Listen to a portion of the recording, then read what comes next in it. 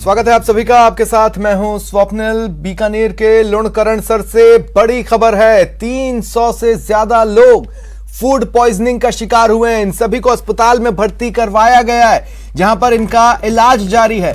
जिनकी स्थिति ठीक ठाक थी, उन्हें प्राथमिक उपचार के बाद छुट्टी जरूर दी गई, लेकिन कई लोग हैं जो अभी भी इलाज ले रहे हैं। बताया जा रहा है कि एक शादी समारोह था बड़ेरण गांव में, जिसमें सभी लोग शरीक हो रहे थे और इसी दौरान जो खाना खाया उसके बाद पहले पेट दर्द की शिकायत हुई, फिर उल्टी की शिकायत हुई और तबीयत बिगड़ती चली गई। ये क्लियर कट फूड पॉइजनिंग का केस डॉक्टर्स बता रहे हैं। बीमार लोगों में वो लोग जो कि फूड पॉइजनिंग का शिकार हुए, उनमें महिलाएं भी हैं, बच्चे भी हैं। 300 से ज्यादा लोग हैं जो कि बीमार हुए हैं, जिन्होंने शादी समारोह में खाना खाया था।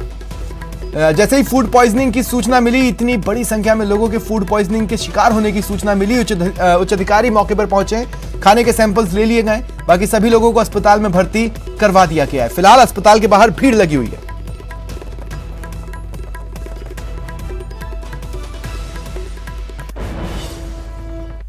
करौली और जोधपुर के बाद अब भीलवाड़ा से बवाल की खबर है।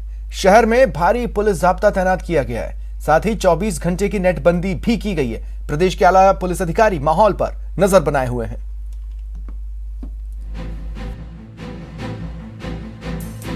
दुकानों पर ताले और सड़कों पर आक्रोश, तस्वीरें भीलवाड़ा की हैं। जिले में एक बार फिर तनाव की स्थिति पैदा हो गई। मंगलवार देर रात आपसी बात को लेकर दो समुदाय के युवकों में झगड़ा हुआ, जिसमें एक ने दूसरे पर चाकू से हमला कर दिया। गंभीर रूप से घायल शख्स, जिसका नाम आदर्श तापड़िया था, उसे महात्मा गांधी अस्पताल पहुंचाया गया, जहां डॉक्टरों ने उसे मृत घोषित कर दिया। भारतीय जनता पार्टी और विभिन्न संगठनों द्वारा भीलवाड़ा शहर बंद का आह्वान किया गया है। भीलवाड़ा शहर पूरी तरह से बंद है। आम जनता का पूरा सहयोग मिल रहा है, व्यापारियों का, उद्योगपतियों का, कर्मचारियों का सबका सहयोग मिल रहा है। और जैसा कि आप सब जानते हैं कि ये घटना कोई सामान्य घटना नहीं है। इस घटना के पीछे कई बड़े बड़े लोग शामिल हैं, षड्यंत्रकारी हैं, जिसका पता लगाया जाना चाहिए।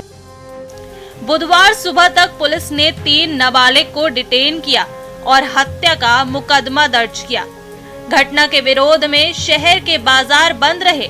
यही नहीं, माहौल ज्यादा ना बिगड़े, इसके लिए भारी पुलिस बल तैनाती के साथ 24 घंटे के लिए नेट बंद कर दिया गया और बढ़ते तनाव के बीच एडीजी संजीव नार्जरी भीलवाड़ा पहुंचे और व्यवस्थाओं का जायजा लिया। इसके बारे में मैं ज़्यादा बोल नहीं पाऊंगा। ये बहुत डिटेल तफ्तीश के बाद ही पता चलेगा कि ये कोई शून्य ये तरीके से हुआ है नहीं हुआ। मैं यहाँ बेसिकली आया हूँ कानून व्यवस्था को देखने के लिए। यहाँ कानून व्यवस्था बिगड़े नहीं और जो घटना हुआ उसमें तफ्तीश वगैरह सही।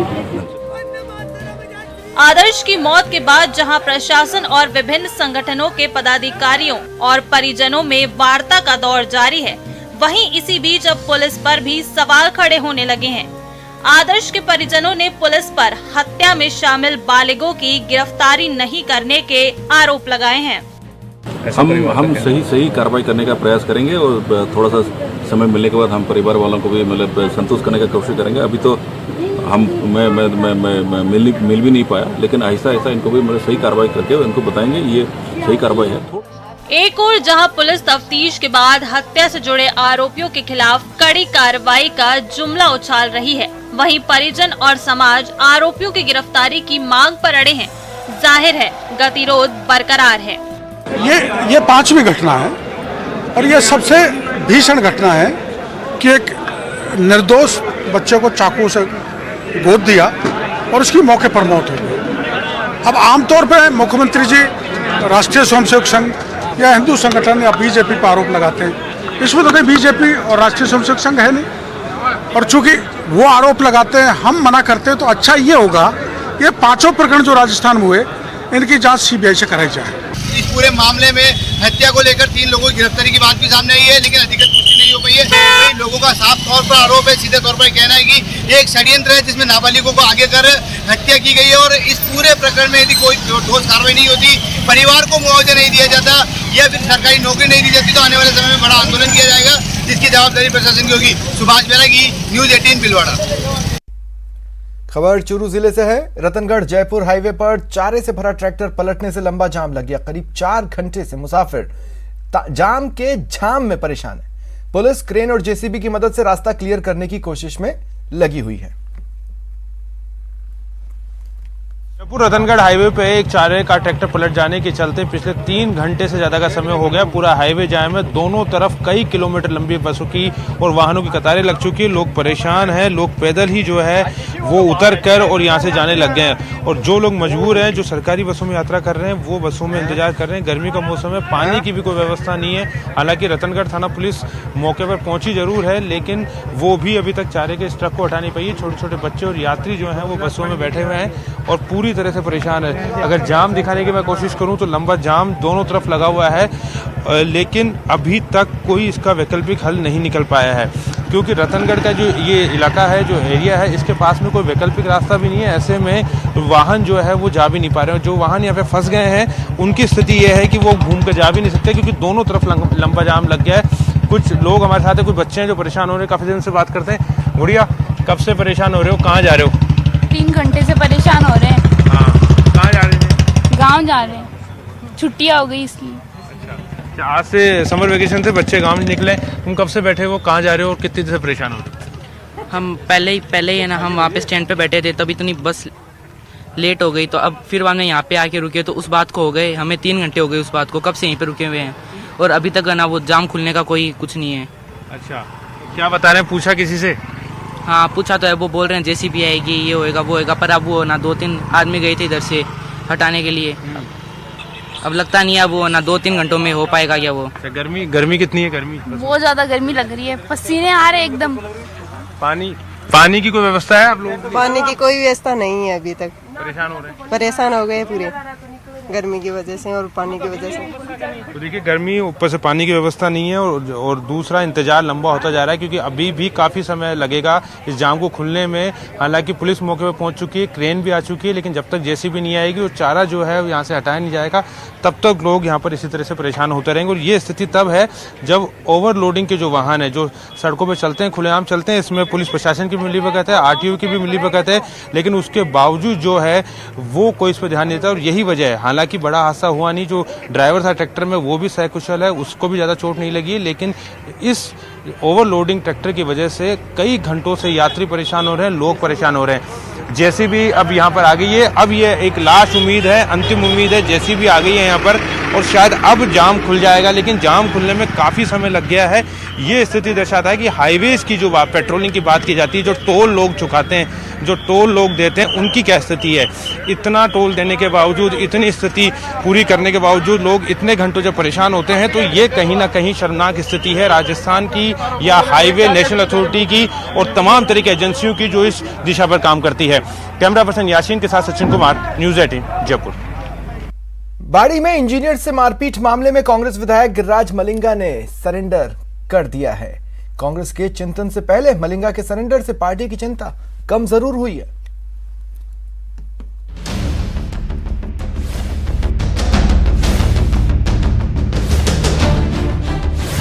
कांग्रेस विधायक ने जयपुर में किया सरेंडर।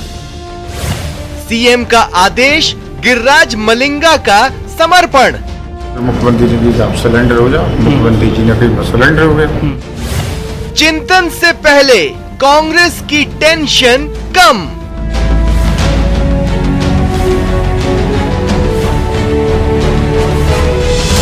मुख्यमंत्री जी ने आप सरेंडर हो जाओ, मुख्यमंत्री जी ने कही सरेंडर हो गया। जी हां, धौलपुर के बाड़ी में डिस्कॉम के एईएन हर्षदापति से मारपीट के मामले में कांग्रेस विधायक गिरिराज सिंह मलिंगा ने जयपुर में सरेंडर कर दिया। गिरिराज मलिंगा मंत्री राजेंद्र गुढ़ा के साथ मुख्यमंत्री अशोक गहलोत से मिलने पहुंचे। उसके बाद जयपुर कमिश्नर आनंद श्रीवास्तव के सामने सरेंडर कर दिया। अनुसंधान में शामिल हों, कानून का सहयोग करें और उस निर्देश को मानते हुए उन्होंने आज यहाँ पर सहमति जताई अनुसंधान में शामिल होने के लिए और कानून के अनुसार जो भी आगे की प्रक्रिया है उसको पूरा करने के लिए। और फिर यहाँ पर आकर के उन्होंने सरेंडर किया, जिसके तहत उनको यहाँ से पुलिस के साथ में भिजवाया गया है दौलतपुर। वहाँ पर जो भी अनुसंधान अधिकारी हैं उनके समक्ष ये पेश होकर के अनुसंधान में शामिल होंगे और उसके पश्चात जैसी स्थिति बनेगी उसके हिसाब से कानूनी कार्रवाई आगे की जाएगी। कांग्रेस विधायक ने कहा कि मुख्यमंत्री अशोक गहलोत के आदेश पर सरेंडर किया है। मेरे से आज तक पुलिस ने नहीं की है, ना कुछ ने कोई गिरफ्तारी की बात की, ना मेरे से कभी किसी ने कही। रात को मेरे पास से फोन पहुंचा कि सुबह आप जयपुर आ जाओ। मैं सुबह जयपुर आ गया, मुख्यमंत्री जी से मिला। अभी तक मैं मिला नहीं, बाद से घटनाक्रम गया, पहली बार मिला। उन्होंने कही कि रोजाना की अखबारबाजी मीडियाबाजी होती है और विपक्ष के लोग रोजाना जो आरोप लगाते हैं, आप सरेंडर हो जाओ। मैं ठीक है साहब सरेंडर हो जाऊंगा। कांग्रेस विधायक ने साफ कहा वो बेकसूर हैं और न्यायपालिका पर उन्हें पूरा भरोसा है। सरेंडर होने की वजह तो भाई उन लोगों को पता हुआ कि क्यों किया क्या किया, वो तो मैं नहीं कह सकता हूँ। कानून पर पूरा भरोसा है, न्यायालय पर पूरा भरोसा है। देखिए सर, आप अभी भी बोल रहे हैं कि आप आरोप लगे मेरा था। बिल्कुल कह रहा हूँ, आगे भी कहूँगा। कुछ किया ही नहीं है, पहले आप उसकी बयान देखो आप। तो उसने पहले FIR दी है, मैंने वो भी आप लोगों को उपलब्ध कराई थी, वरना प्रेस कॉन्फ्रेंस की थी कि उसने पहले जो तहरीर दी है, जो डॉक्टरों की रिपोर्ट है, डॉक्टरों की आपके बयान है, उसने खुद ने अपने बयान दिए हैं कि मेरे को जनता द्वारा मारपीट की गई है। ऐसी बात तो है नहीं कि वो मेरे को जानते नहीं हुए, MLA को जानते हैं वो। अब जरा ये जान लीजिए कि आखिर पूरा मामला है क्या। बाड़ी के बिजली ऑफिस में 28 मार्च को मारपीट हुई थी। AEN और JEN के साथ बेरहमी से मारपीट हुई थी। घायल AEN ने पुलिस को दिया था पर्चा बयान। गिरिराज मलिंगा पर लगाया था मारपीट का आरोप। SC/ST एक्ट की धाराओं के तहत दर्ज हुआ था मामला। क्रिकेट बैट से पैर तोड़ने का भी आरोप।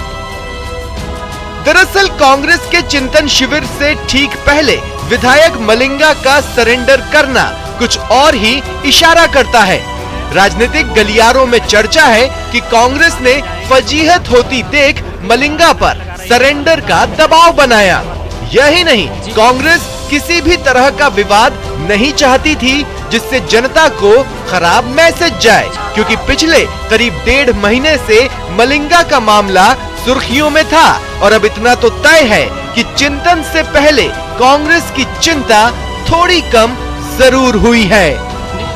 जयपुर से न्यूज़ 18 राजस्थान के लिए विष्णु शर्मा की रिपोर्ट।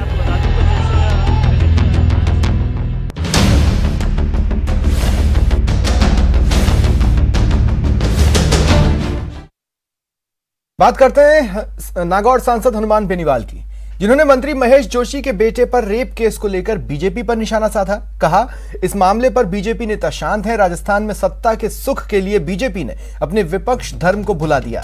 साथ ही बेनीवाल ने कहा कि राजस्थान में बीजेपी और कांग्रेस का आंतरिक गठजोड़ है।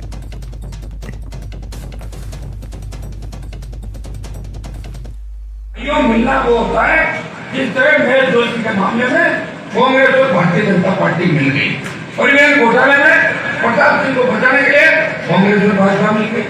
एक वीडियो वायरल हुआ था पुलिस के अधिकारी का, तब विधानसभा का सत्र चला था, कोई नहीं बोला, वीडियो पर चुप्पी साध ली गई। कारण था कि मुख्यमंत्री और दूसरा जो प्रतिपक्ष है उनकी बात चली। एक तरफ से जिसका वीडियो वायरल हुआ बीजेपी के RSS के नेताओं के नजदीक था और दूसरी तरफ CM के नजदीक था। भाइयों, दोनों ने हाथ मिला लिया। एक बयान भी दोनों पार्टियों के नेताओं ने नहीं आए। इस मामले को भी अगर उठाया तो राष्ट्रीय लोकतांत्रिक पार्टी ने विधानसभा में। उदयपुर में कांग्रेस का चिंतन शिविर 13 से 15 मई को होने जा रहा है। प्रदेश प्रभारी अजय माकन, PCC चीफ गोविंद सिंह डोटासरा समेत कई नेता उदयपुर में कैंप कर रहे हैं। जो लोग चिंतन शिविर में शामिल होंगे उन्हें कल शाम तक उदयपुर रिपोर्ट करने को कहा गया है। ये शिविर कांग्रेस में नए बदलावों को लेकर है। कहा जा रहा है कि इसके बाद पार्टी विपक्ष की नई भूमिका में नजर आएगी। खासतौर से 6 प्रस्ताव पारित होंगे, जिसमें राजनीतिक, आर्थिक, किसान, मजदूर, सामाजिक न्याय, संगठनात्मक बदलाव युवाओं और महिलाओं के मुद्दों पर चर्चा की जाएगी।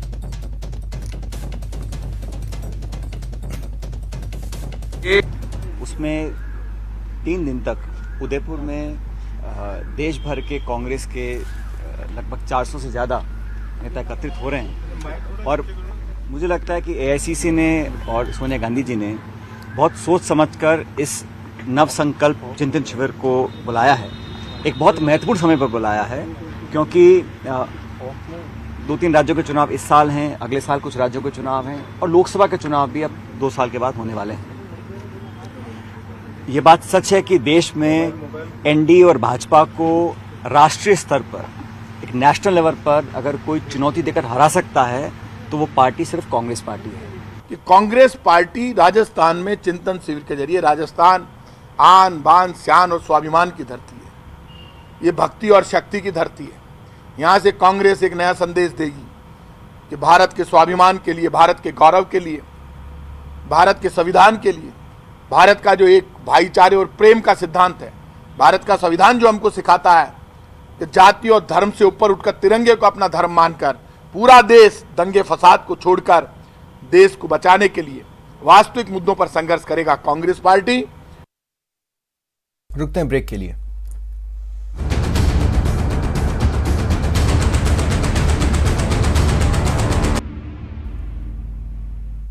ब्रेक के बाद खबर जोधपुर से है, जहां श्रीमाली समाज ने मिसाल पेश की। श्रीमाली ब्राह्मण समाज ने जोधपुर में 2 करोड़ से अधिक की लागत से आरोग्य भवन का निर्माण किया। बता दें कि एम्स के सामने बने इस भवन में मरीजों के रहने के साथ साथ विभिन्न प्रतियोगी परीक्षाओं में पढ़ने और परीक्षा देने आने वाले विद्यार्थियों के लिए विशेष सुविधाएं की गई हैं, जिससे कि समाज से जुड़े लोगों को सुविधा मिल सके।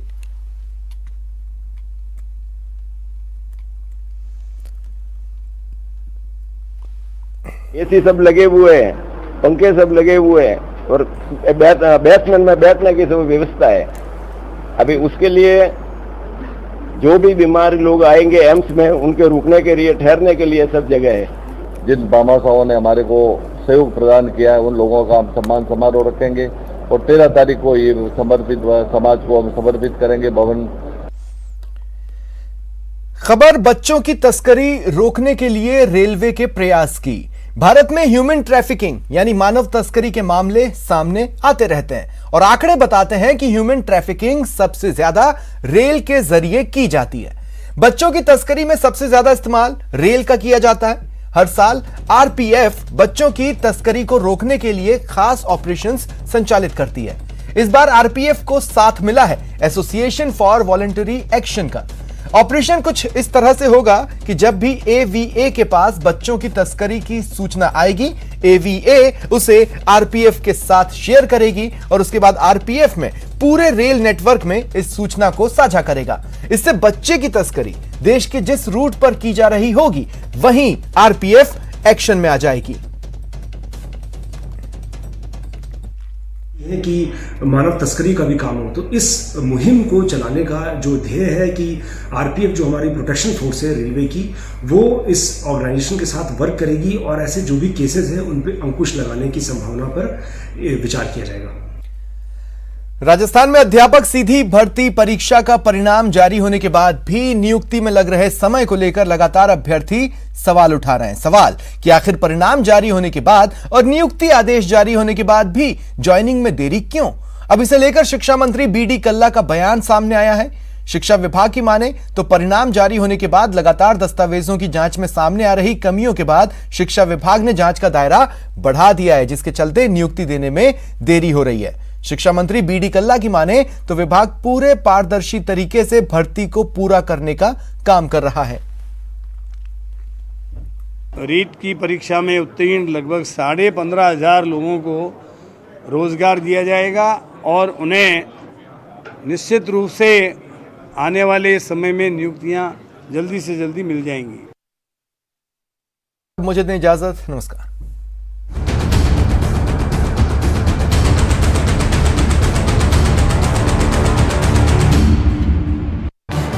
इस न्यूज हेडलाइंस के प्रायोजक पेट सफा आयुर्वेदिक चूर्ण, पेट सफा हर रोग दफा।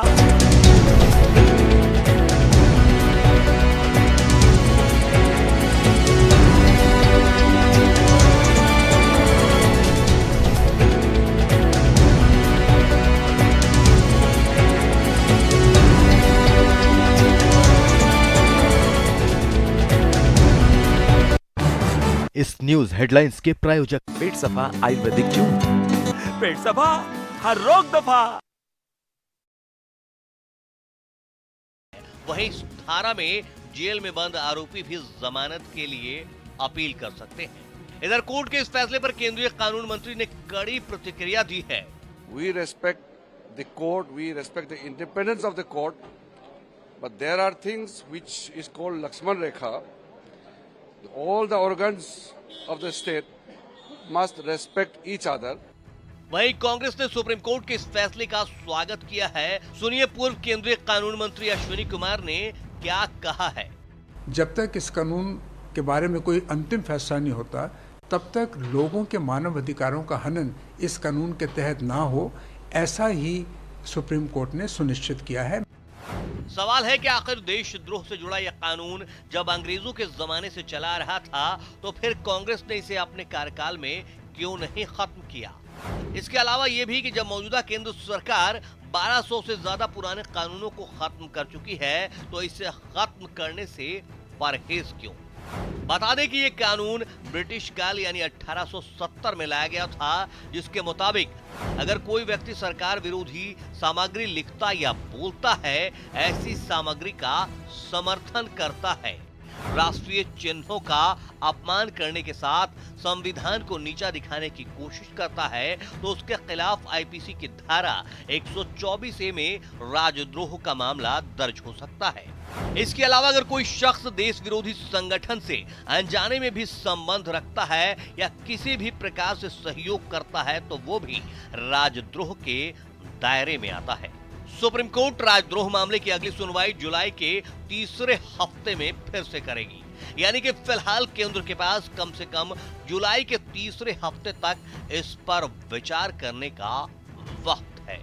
Bureau report, news 18 network.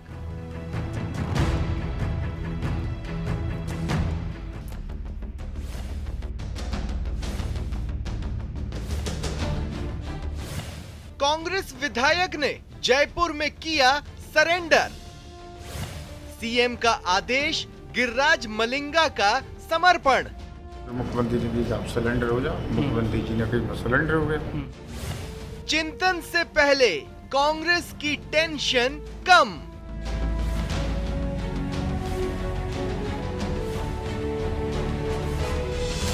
मुख्यमंत्री जी ने कहा आप सरेंडर हो जाओ, मुख्यमंत्री जी ने कहा सरेंडर हो गया। जी हां, धौलपुर के बाड़ी में डिस्कॉम के एईएन हर्षदापति से मारपीट के मामले में कांग्रेस विधायक गिरिराज सिंह मलिंगा ने जयपुर में सरेंडर कर दिया। गिरिराज मलिंगा मंत्री राजेंद्र गुढ़ा के साथ मुख्यमंत्री अशोक गहलोत से मिलने पहुंचे। उसके बाद जयपुर कमिश्नर आनंद श्रीवास्तव के सामने सरेंडर कर दिया। अनुसंधान में शामिल हों, कानून का सहयोग करें, और उस निर्देश को मानते हुए उन्होंने आज यहाँ पर सहमति जताई अनुसंधान में शामिल होने के लिए, और कानून के अनुसार जो भी आगे की प्रक्रिया है उसको पूरा करने के लिए, और फिर यहाँ पर आकर के उन्होंने सरेंडर किया, जिसके तहत उनको यहाँ से पुलिस के साथ में भिजवाया गया है धौलपुर। वहाँ पर जो भी अनुसंधान अधिकारी हैं उनके समक्ष ये पेश होकर के अनुसंधान में शामिल होंगे, और उसके पश्चात जैसी स्थिति बनेगी उसके हिसाब से कानूनी कार्रवाई आगे की जाएगी। कांग्रेस विधायक ने कहा कि मुख्यमंत्री अशोक गहलोत के आदेश